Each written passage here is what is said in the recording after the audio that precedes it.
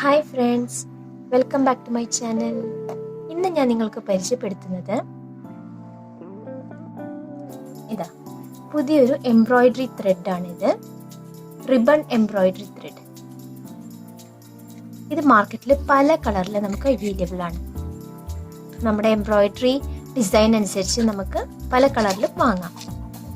ഇത് നമ്മുടെ സാധാ സൂചിയിൽ പുറത്ത് സ്റ്റിച്ച് ചെയ്യണതല്ല, ഇതിൻ്റെതായ വേറൊരു സൂചി തന്നെ നമുക്ക് മാർക്കറ്റിൽ ലഭിക്കും. അതാണ് ഈ തരം സൂചി.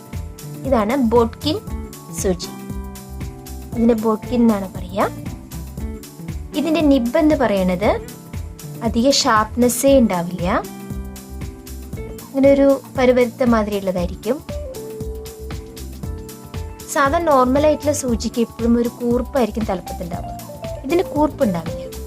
പിന്നെ ഇതിന്റെ ഹോൾ എന്ന് പറയുന്നത് ഈ ത്രെഡ് കയറണല്ലോ, ഈ റിബൺ കയറാനുള്ള ഒരു ഹോളായിരിക്കും ഇതിലുണ്ടാവുക.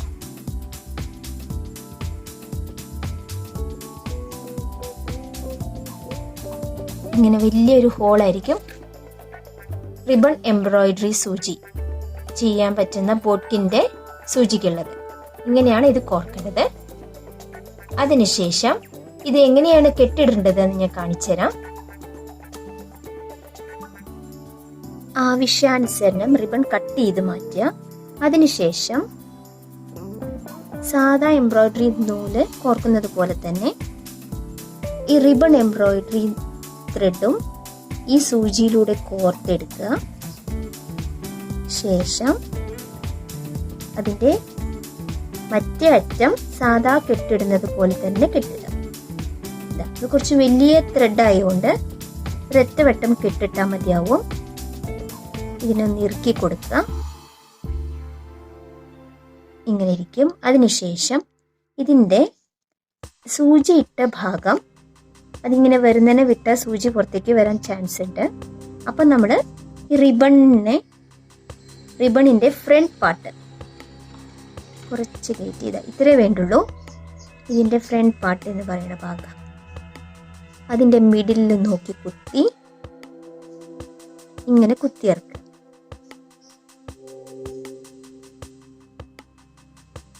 ഒന്നും കൂടി കാണിച്ചു തരാം.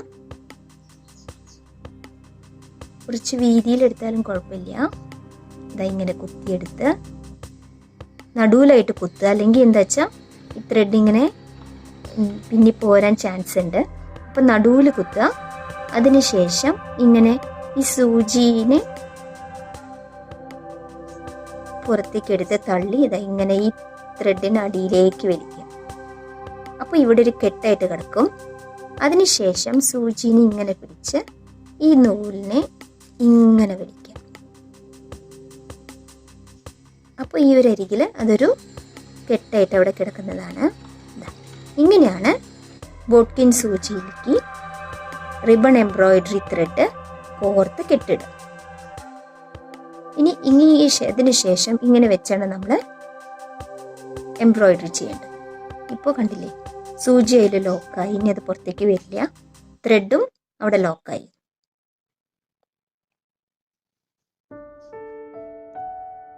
റിബൺ എംബ്രോയിഡറിയിലെ നല്ല അടിപൊളി സ്റ്റിച്ചായ സ്പ്ലിറ്റ് സ്റ്റിച്ചാണ് ഇന്ന് ഞാൻ നിങ്ങൾക്ക് പരിചയപ്പെടുത്തുന്നത്.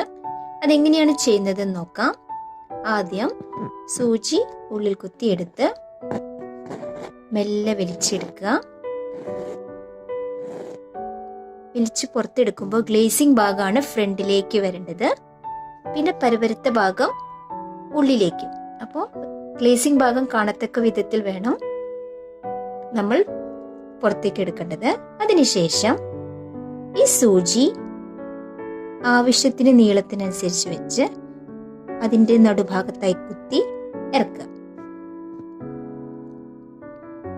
എന്നിട്ട് മെല്ലെ അത് താഴത്തേക്ക് വലിക്കുക. താഴത്തേക്ക് വലിക്കുമ്പോൾ ഒന്ന് തിരിച്ചിട്ട് വേണം വലിക്കാൻ. മെല്ലെ വലിച്ചു കൊടുക്കുക. ഇവിടെ ഇങ്ങനെ ചുരുണ്ട് കയറാൻ സാധ്യതയുണ്ട്. അപ്പം നമ്മൾ മെല്ലെ ഇങ്ങനെ മടക്കിയിട്ട് കൊടുക്കുക. ഇങ്ങനെ തിരിച്ചിട്ട് ഇങ്ങനെ വലിച്ചെടുക്കുക. മുഴുക്ക വലിക്കരുത്, ആവശ്യാനുസരണമായിട്ട് ഇവിടെ നിർത്തുക.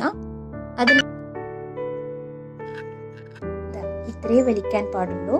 നോക്കിക്കഴിഞ്ഞാൽ നമുക്ക് സൂചി ഇതിൻ്റെ ഉള്ളിൽ കൊള്ളണം. അങ്ങനെ ഞാൻ ഒന്നും കൂടി നിങ്ങൾക്ക് പരിചയപ്പെടുത്താം. ഒന്നും കൂടി ഒരു വട്ടം കൂടി സ്റ്റിച്ച് ചെയ്ത് കാണിക്കാം. ഇങ്ങനെ കുത്തി ഇറക്കി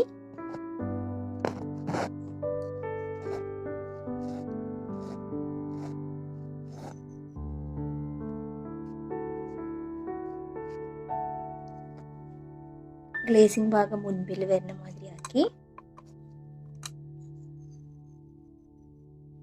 ഇതിന്റെ മിഡിലിൽ കുത്തി മെല്ലെ തിരിച്ച് താഴത്തേക്ക് ഇറക്കുക. താഴത്തെ ഇറക്കുമ്പോഴാണ് വളരെയധികം ശ്രദ്ധിക്കേണ്ടത്.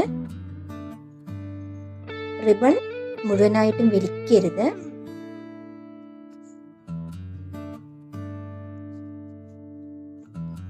അപ്പോൾ ഇങ്ങനെയാണ് വലിക്കേണ്ടത്. ഇങ്ങനെ എത്തി നിർത്തണം. മുഴുവനായിട്ടും വലിക്കരുത്. അപ്പോഴാണ് നമുക്കൊരു പെറ്റലിന്റെ ഷേപ്പിലും ഫ്ലവറിന്റെ ലീഫിന്റെ ഷേപ്പിലൊക്കെ നമുക്ക് കിട്ടുകയുള്ളൂ. അപ്പോൾ ഇത് നിങ്ങൾക്ക് എല്ലാവർക്കും ഈ സ്റ്റിച്ച് പരിചയമായി എന്ന് കരുതുന്നു. നമുക്ക് ഇതിന്റെ ചെറിയൊരു ഡിസൈൻ ഒന്ന് കണ്ടിട്ട് വരാം.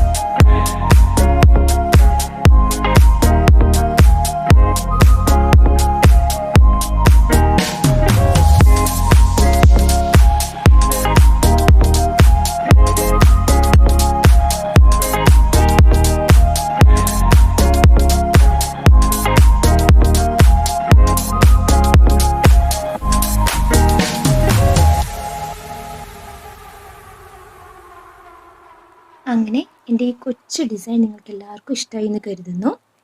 നിങ്ങളെല്ലാവരും മക്കളുടെ ഉടുപ്പിലും മിഡി ടോപ്പിലും എല്ലാം ഇങ്ങനെ റിബൺ എംബ്രോയിഡറി ചെയ്ത് നല്ല അടിപൊളിയാക്കണം. പിന്നെ ഫോട്ടോ ഫ്രെയിം ആക്കിയിട്ട് നമുക്ക് വീടുകളിൽ വാൾ ഹാങ്ങിങ് ആയിട്ട് നമുക്ക് ചെയ്യാവുന്നതാണ്. നല്ല അടിപൊളി സ്റ്റിച്ചാണിത്.